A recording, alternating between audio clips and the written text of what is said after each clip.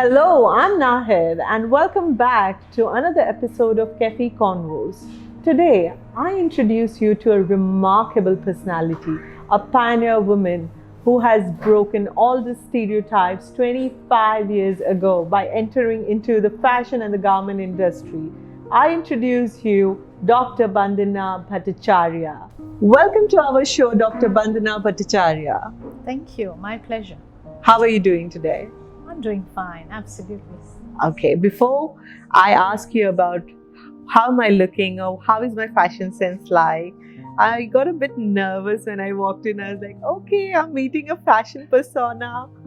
So let's start by asking you about the fashion industry. You started 25 years back. It's been a long time since you have been into this industry. How was it 25 years back? It was more of a male-dominant industry at that point of the time, I believe. In your span of career, what are the kind of progress you have seen? How did you start it? How the gender equality came into the picture? I'd want to know about those things. Right. Women have been doing wonderful work, but it's still very much a man's world, And for me, the last 25 years have been one of great struggle. But I do see the light at the end of the tunnel now. And let me tell you, when I started off 25 years back, nobody was willing to accept it. Because 25 years back, I was much younger in age and a young girl in a city, not being a Gujarati myself, and somebody who had come from outside. It wasn't really easy. But then I wasn't willing to give up. I just wanted that the dream that I had dreamt, I was going to fulfill it. So when I started off with the first course in fashion designing, nobody was willing to accept that fashion designing was something different. They kept thinking that it was to do with tailoring, because when I had to communicate with people, I had to tell them that it has got cutting and stitching and designing. So the instant reaction was, cutting stitching, ये तो दर्जी का course है ma'am, इसमें fashion designing क्या होता है? So even to convince them about that, it was very tough. But when I advertised for my first course and I gave a newspaper ad, I expected maybe 5 or 10 people would come. But then I had a huge response and about 45 people enrolled. Oh, wow. Yes. And, I had to start with three batches of 15 students each. And it was a tremendous response. And then it was 6 months of rigorous training that we had to give to the students, because I wanted the end result to be very good. And for the convocation, we had Ritu Berry, one of India's best designers, to come to give the certificates to the students. And after Ritu Berry, I've had people like Manish Malhotra, Rocky S, Archana Shah of Bandej, Meher Castellino. I have had all these people to come to Surat for workshops at my institute, and also taking them to the Chamber of Commerce and to the industry. And it is these people who came from outside and had to tell the industry that here you have somebody in your own city who's guiding you, because you are making 65% of the textiles that India is making, the 65% of the synthetic textiles that India is making. And you are not making the end product. And all of India is taking the fabric and is making the end product and making so much of money. And in Surat, we were only making the fabric. So it was they who came and told the people and the industry in Surat that here is somebody who's guiding you in the right way. And that's how my journey took off. That's quite a story. So you took the leadership and the charge of the fashion industry 25 years ago. What, according to you, is feminism, ma'am? Really don't like to talk about this much. But then I tell you that women fighting for equal rights somewhere tend to lose their identity. Why do you want to be equal to a man? Be yourself. And I think you will be a better human being when you're yourself. God has made us different. We have different physical bodies. We think differently. We are able to do different things. A man cannot give birth to a child. So I don't know. I think even the perspective with which the universe was made, we were two different creations. So I'm not trying to be philosophical or spiritual, but then I basically feel that women, in fighting for their rights to be equal to men, somewhere tend to lose their identity. And for me, having an independent identity is more important than being equal to a man. What's your take on needing more women in leadership? Do you think we need more women in the industry in terms of leadership? I always think that women make better leaders because they are more human. And I'll put in a small quote of Sushmita Sen when she became the Miss Universe in 1994. She said that it is a woman who teaches a man what loving, caring and sharing is all about.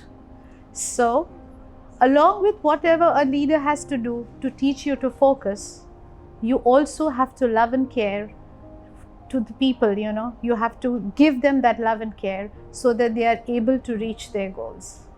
So it's always better that women are leaders, and they have proved it also. So I think that's a beautiful message for everyone, every individual out there. It's the love and care along with the teaching. It's just not the teaching, it's the kindness of your heart, it's the love, it's the attention, it's the care which can bring out the best from you. Okay, can you tell me, I guess you started as a garment consultant, right? Yeah. And from a garment consultant to now being a part of SGCCI, how did this journey happen? Yeah, 25 years is a long journey. And let me tell you that in these 25 years, what I have given to Surat is a generation called fashion designers. I love you for that. There was nothing like fashions in Surat, though we were making so much of textiles in Surat. And this concept of fashion designing finally gave way to the garment industry of Surat. So today in Surat, along with the textile and the diamond industry, another industry which is growing very fast is the garment industry. Right. So that has been one of my major contributions to the city and to the industry. Lovely. If I may ask you, since you have 25 years of experience in the industry, which is that one fashion, which never left the industry really? Like, which is that one thing which you see it running, one fashion or one statement which you see it running for the next 10 years also, and it has been running for the past 20 years also? See, our traditional designs, our traditional concept of dressing is always going to stay. Like, I'm talking of the sari, the salwar kameez, the ghagra choli, because they are, and probably they are going to stay for years to come, because probably you'll ask me that, ma'am, nobody wears the salwar kameez today, or you can't see the patiala salwar anywhere. But let me tell you, whether it is the plazo or the sharara or the garara, these are all modifications of the salwar. Yes. And whenever there is any special occasion, people always go back to their basics. You see, people are wearing the sari, they are wearing the salwar kameez, or they are wearing the ghagra choli. So I think our traditional dressing is something which is very classic, and it will stay for another 10 years, I think, for many more years to come. Lovely. That's a very good answer, I must say. And I would agree to it, because even me, like for an instance, if I think of going to a wedding, obviously the first thing which comes in my mind is ghagra choli or a sari or a salwar suit, not a jeans and a t-shirt for sure. Before I ask the next question, I feel the need to hide under the table. Sure. What do you think of the newer generation fashion industry? The new generation is doing a lot of good work, but then I think they need a lot of research, because fashion looks very creative on the surface, but a lot of research goes into making a garment.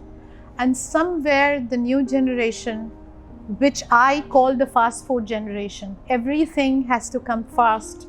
You know, they want quick success, and that's what actually makes them leave out many little details that they need to do.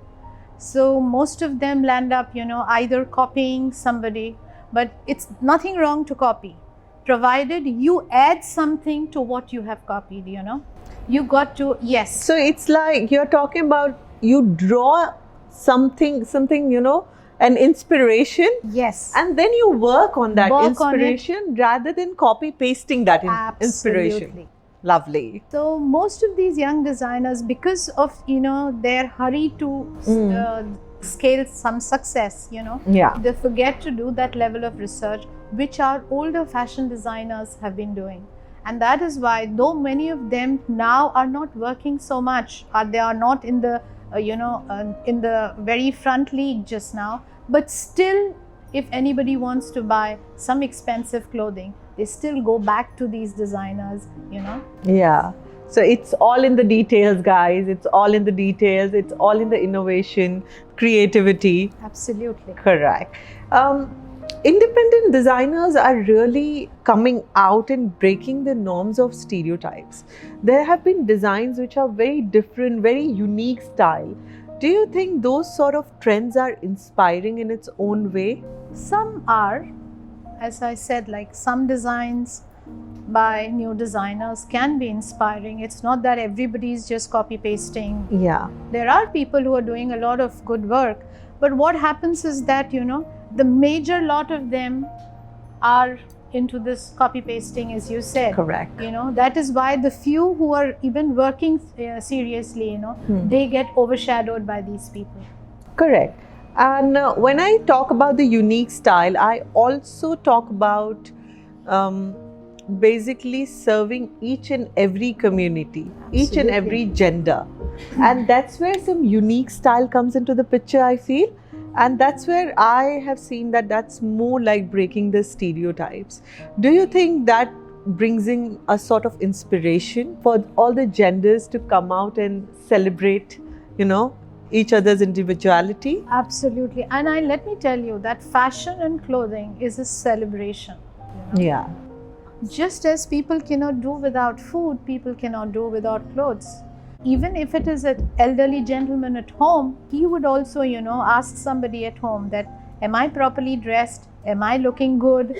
So everybody today wants to dress to the occasion, and everybody wants to look good to the occasion. I'll let you in a little secret of mine. Sure. Not one, but I literally asked 10 people, मैं कैसी लग रही हूँ?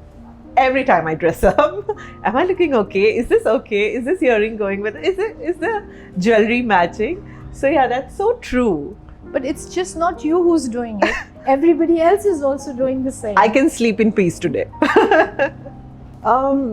Let's talk about a little bit about the mainstream media. I know 25 years ago when you started, the media game was very different compared to what it is today.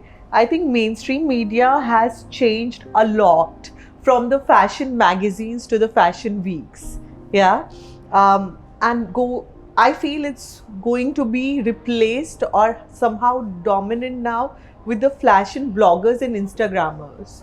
What do you think about that? I think, you know, all this moves in circles. Nothing is fixed. Earlier, it was fashion magazines, textile weeks, fashion shows.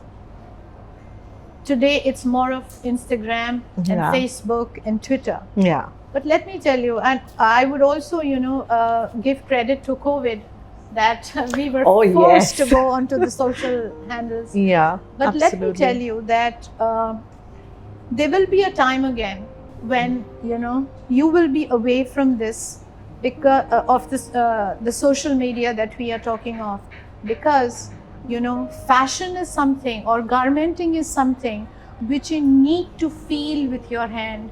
You'll have to wear it, and you have to be in the presence of people to get to that glamour, which however much you may see it on a screen, that does not affect you that much. And I feel that if whatever you see on the social media, at the end of the day, if you have a wonderful magazine in your hand in which you can see beautiful fashions printed in color, that gives you a lot of satisfaction. Correct. Do you also think that social media game is, of course, now changing, but again, a lot of people are coming back to the old school as well? Absolutely. Absolutely. Yeah? I see it because, we all have our own screen times. We are wanting to limit the usage. We are wanting to go back to, how it used to be. So that's really true actually. Ma'am, a very essential part of it is balance, your career and balance. How do you manage? You have done so much, you have achieved so much. How do you manage to balance this work life and in your personal life? Look, nothing really comes easy, and it's been a lot of hard work. And my basic nature is I'm very methodical. Oh. And before I leave home, I'll just ensure that I put everything in place so that once I'm gone for work, nobody at home has, to face any difficulties that mom's not there, so this is not there, or whatever. They don't get whatever they require. But once I'm at work, then this part gets overshadowed. So it's home. When I'm at home, it's home alone. And when I'm at work, it is work alone. So, I have my demarcations very clear, and then work accordingly. Otherwise, it really gets difficult sometimes, because women at home have to have a lot of social obligations also. Probably the men don't do that. So I have to keep my evenings sometimes for the social obligations also. So, I have to demarcate everything. But because of my methodical nature and time management, I'm able to do it. So I believe this is more to do with time management. Absolutely. And I think it's about prioritizing things. Absolutely. So when you're home, you're prioritizing that part. But when you're at work, you are completely driven and you're completely invested in that part of your life, which is beautiful, because not a lot of us can do that, but we are in the process of learning, I would say. One important question, since it's all about empowering the women these days, how do you think we can empower the women through the fashion industry? See, the fashion industry or the garment industry is one industry which gives a lot of different types of employment to the people. Like if you are educated into fashions or you're educated into garment manufacturing, you can be a model, you can be a fashion blogger, you can be a fashion designer, you can be a quality control expert, you can be a production manager, so you can be into exports. So, a whole lot of avenues open out before you just with, studying one particular thing. Yes. And this is probably the speciality, and this is what makes the garment industry so unique. I think it's very diverse as well. Yeah, it's very diverse. If there are so many opportunities within that small name called fashion industry, absolutely. It's a very diverse field. I have read about you with a term called Swayam Siddha. Yeah, could you please throw some light on it? Swayam Siddha was an award given to me by the government of Gujarat for my work on women empowerment, which I believe is more than 3,000 plus women to whom you inspired basically. I basically empowered them. Yes. Because I educated them, skill trained them, so that they could stand on their feet and they could earn their own living. That's a beautiful contribution to the society. You stepped in, you managed to take the matters in hand, and you invested your time and your energy to educate 3,000 plus women. Beautiful. Thank you. Thank you. I'd like to ask you even about fashion industry being accessible in this particular, it's very much like it's accessible in most of the places, but fashion industry is not accessible in many of the small towns and villages, and people are not aware of how the industry has been changing.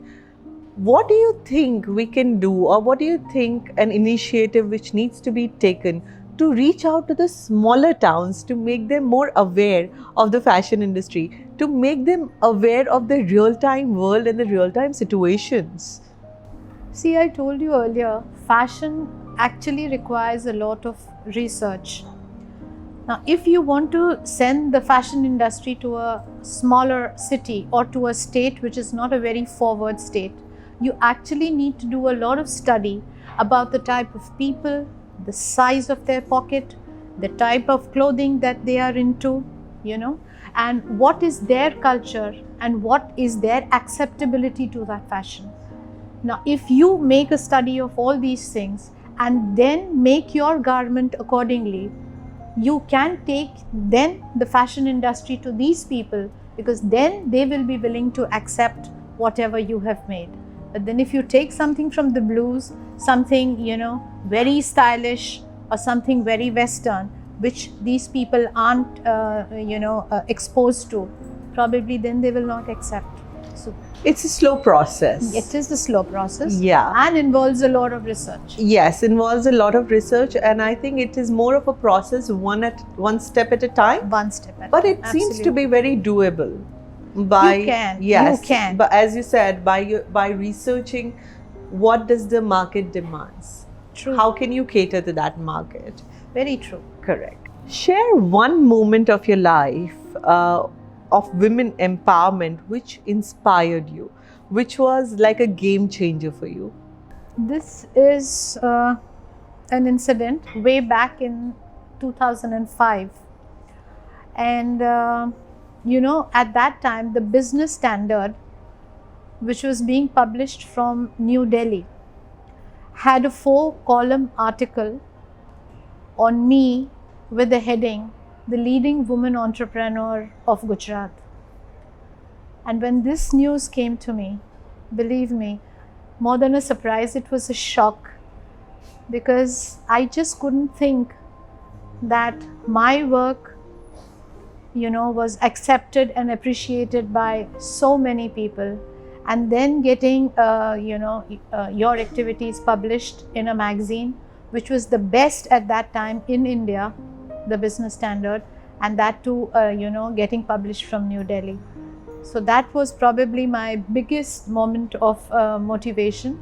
And whenever I feel a little down sometimes, I told you that life has always been a lot of struggle for me, and I go back and I read those 4 columns which were written, and that again puts me back on track.